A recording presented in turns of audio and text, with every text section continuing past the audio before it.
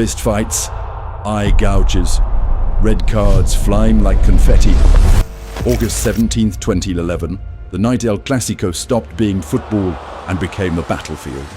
Pep Guardiola's Barcelona wanted to excite. Jose Mourinho's Real Madrid, they wanted to win. Two managers, two philosophies, one stage, the Spanish Super Cup final.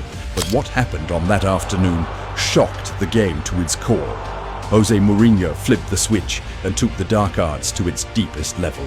11 yellow cards, a massive brawl, the game that revealed the other side of football, the one that turned Pep Guardiola into a ruthless beast, the game that will forever be referred to as the most savage El Clasico in Spanish football history. But to understand how we got here, we need to rewind, because this wasn't just one match. It was the climax of a rivalry that had been boiling for months. You see, back in 2011, football witnessed something completely insane. Barcelona and Real Madrid didn't just play one Clasico. They gave us 4 of them in just 18 days. 4 games, 2 managers who hated losing more than anything, and a rivalry so heated it felt less like sport and more like a battle for survival. Across those 4 matches, we got everything. 7 goals, 5 red cards, and friendship shattered right in front of us. Sometimes the football was pure art, other times it was chaos. Violent, exhausting, downright ugly. But here's the twist. Those clashes weren't even the main event, they were just the opening act. 4 months later, when Barcelona and Madrid locked horns again in the Spanish Super Cup, every drop of that bad blood came flooding back. And that night made it clear. The fire was still raging and the war between Guardiola and Mourinho was far from over. Barcelona's season wasn't just dominant. It was like watching a machine crush everything in its way. By May, the league was already wrapped up. No questions asked. Real Madrid had a strong run, no doubt. But when it came down to the big moments, Barcelona always had that extra edge. Still, Madrid wasn't about to let their rivals write the whole story. They finally snapped an 18-year drought in the Copa del Rey. And of all teams, they did it against Barcelona. And this lit the fuse for something even bigger, the Spanish Supercopa, another El Clasico. The first leg at the Bernabeu had everything you'd expect from a rivalry this big. Fireworks right from the start. Madrid came out flying into tackles, pressing high, refusing to give Barcelona a moment to breathe. And just 13 minutes in, Mesut Ozil slipped in behind after a sharp setup from Benzema, and suddenly Madrid were in front. But against Barcelona, leads don't last. Villa answered with a jaw-dropping strike in the 36th, and Messi twisted the knife right before halftime.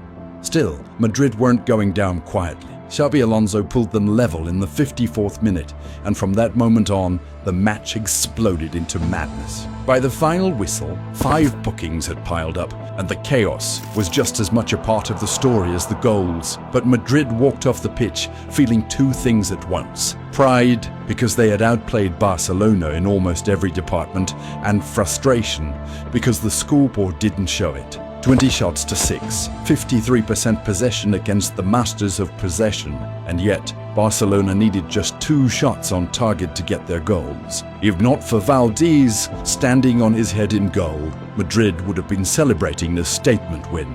Now the scene was shifting to Camp Nou, August 17th, 2011, the second leg of the Spanish Super Cup final. Real Madrid came out swinging. From the very first minute, 39 seconds in, to be exact, Cristiano Ronaldo, after orchestrating the move himself, fired a dangerous ball toward Victor Valdés, swarming Barcelona's defenders with half a dozen Madrid shirts. From there, it was relentless. Jose Mourinho's side pressed high, hunted in packs, and made it clear they weren't here to admire Barcelona's beauty, they were here to tear it apart. And Guardiola, meanwhile, doubled down on trust. He sent out the same 11 players who had conquered Wembley in the Champions League final just a few months earlier, his untouchables. But this night, they looked strangely human. A sloppy pass from Xavi gifted Madrid their first big chance. Gerard Piqué seemed sluggish and lost. Sergio Busquets couldn't find the right rhythm. Pedro fought hard against Fabio Coentrão, but lacked the cutting edge Alexis Sanchez might have offered. For long stretches, Barcelona were pinned back, stripped of their identity. And when Barca didn't have the ball, they looked almost ordinary. Madrid continued throwing punch after punch, trying to wear down the opponent. But no matter how hard they pushed, that knockout punch never came. Because standing on the other side was Lionel Messi, the little Argentine magician who didn't just play football, he rewrote it in real time. Barcelona's passing finally clicked into place, strings pulled by Xavi at the heart of midfield. A perfect ball sliced through Madrid's back line, and Messi slipped Andres Iniesta through on goal. One World Cup hero against another. Iniesta against Iker Casillas. The Madrid goalkeeper rushed out, arms wide, but Iniesta stayed composed, coolly finishing to give Barcelona the lead. And just like that, the drama had its first twist. You see, that 1-0 scoreline told the story early. Real Madrid were hungry, but cracks in their defense were already showing.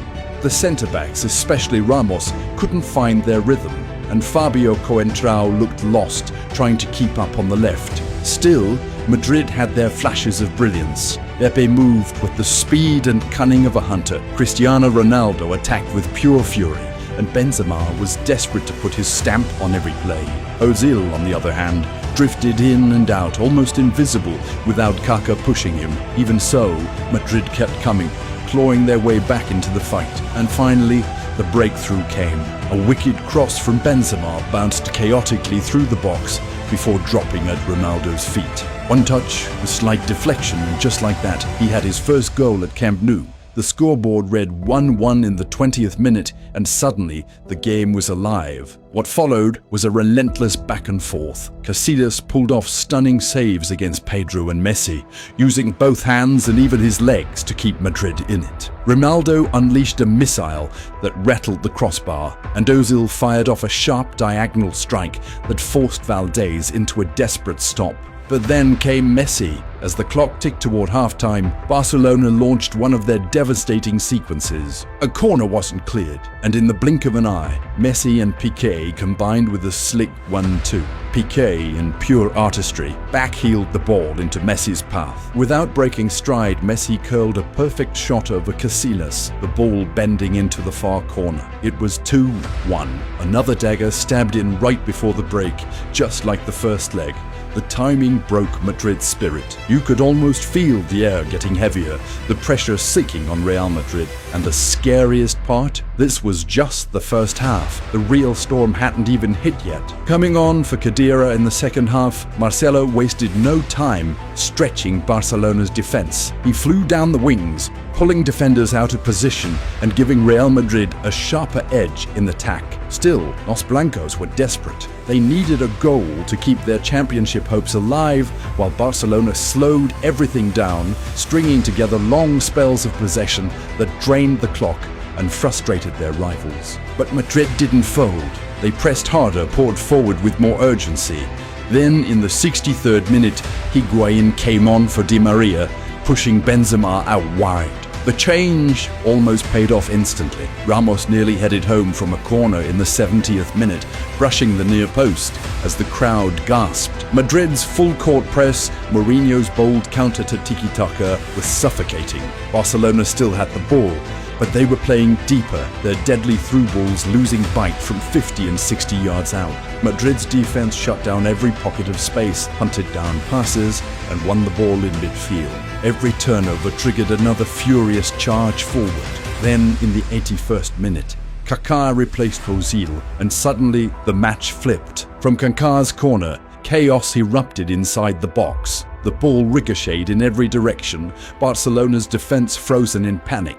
Half chances piled up in a frantic scramble until Pepe nudged it toward Benzema. This time, the Frenchman didn't falter. He buried it. 2-2. Next up was Barcelona's newest signing, Cesc Fabregas, making his debut. And trust me, he's the reason the whole match took a dark turn, but we'll get to that in a second. You see, at this point it felt like Madrid had the upper hand. Barcelona looked shaky, retreating, while the crowd roared the home team forward. But then the twist, the one you always see coming in football but can never prepare for. Messi, in the 87th minute, Barcelona carved Madrid apart. with the dazzling sequence. Fabregas, the debutant, combined slickly with Adriano before linking with Messi himself. In the blur, the move was finished with a strike so precise, Casillas couldn't even flinch. The Madrid defense stood stunned, undone by brilliance, 3-2, and just when it seemed the curtain had finally fallen, it hadn't.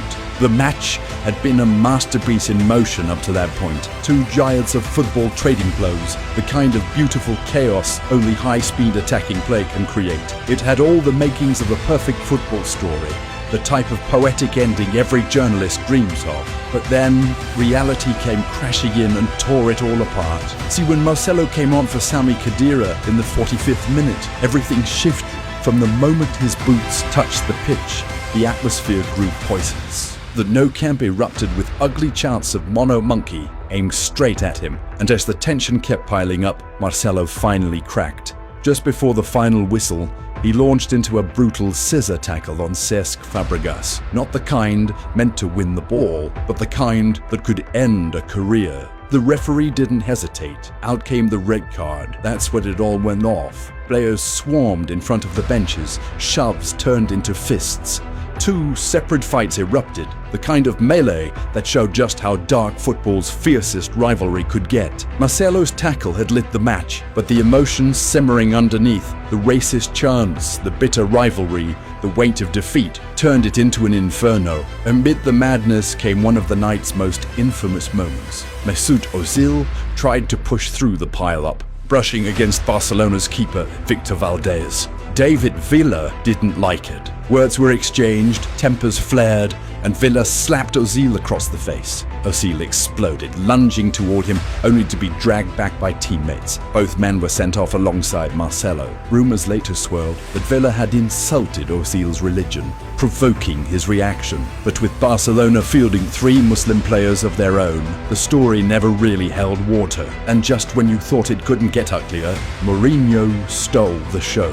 While everyone's eyes were locked on the fight, Mourinho slipped into the shadows and pulled off one of the dirtiest moves El Clasico had ever seen. He crept up behind Barca assistant Tito Vilanova and out of nowhere jabbed him in the eye. Just a cold, cynical poke, followed by that smug smirk, chin high, daring the world to react. The Spanish press summed it up perfectly. Mourinho didn't just stir trouble, he turned El Clasico into El Fiasco. When the dust settled, Barcelona claimed their 3rd straight Super Cup, giving Pep Guardiola his 11th major trophy and pushing him past Johan Cruyff as the most decorated coach in club history. Mourinho, defiant as always, tried to downplay everything. He called Barcelona a small team, dismissed the Super Cup as a tiny little title, and feigned ignorance of his own shameful act with the line, "Pito Villanova? I don't know who this Pito is." But everyone knew and everyone saw. That night left marks that never really faded. Marcelo's name took another hit. Villa's spotless image got dragged through the mud. Mourinho looked humiliated, and Guardiola, he looked like a man already halfway out the door. Within a year, he was gone. Mourinho didn't last much longer either. Looking back, that one match didn't just stain a trophy, it broke people. Madrid broke Mourinho. Mourinho chipped away at Guardiola. Barcelona and Real Madrid broke each other. And while Madrid would go on to dominate Europe with 4 Champions Leagues in 5 years, and Barca would rule La Liga with 4 titles in 5 years, the rivalry itself was never the same. The line between them blurred that night under the weight of chaos, violence, and shame.